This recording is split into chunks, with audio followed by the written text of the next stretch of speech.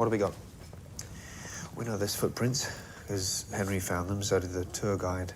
But we all heard something.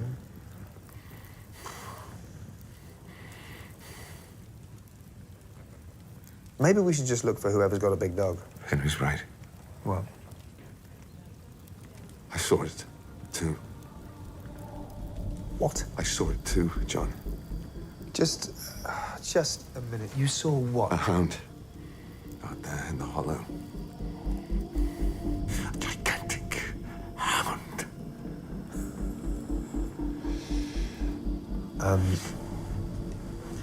Look, Sherlock, we have to be rational about this, okay?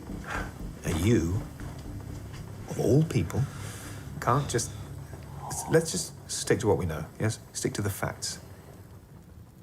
Once you've ruled out the impossible, whatever remains, however improbable, must be true. What does that mean?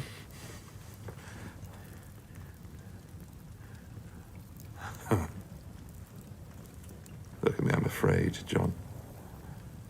Afraid. Sherlock. Always been able to keep myself distant. Divorce myself from feelings. But look, you see, body's betraying me. Interesting, yes. Emotions. Grit on the lens, the fly in the ointment. Yeah, all right. Spock, just take it easy.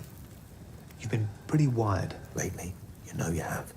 I think you've just gone out there and got yourself a bit worked up. Worked up? It was dark and scary. Me? There's nothing wrong with me.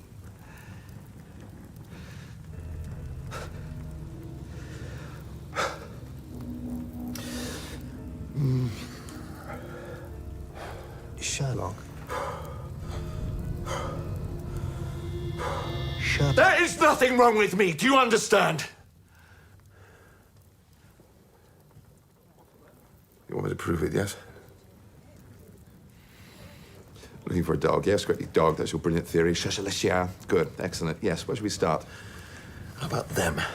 The sentimental widow and her son, the unemployed fisherman. The answer's yes. Yes? She's got a West Highland Terrier called Whiskey. Not exactly what we're looking for. Sherlock, for God's sake. Look at the jumper he's wearing. Hardly worn. Clearly he's uncomfortable in it. Maybe it's because of the material. More likely the hideous pattern suggests it's a present, probably Christmas. So he wants into his mother's good books. Why? Almost certainly money.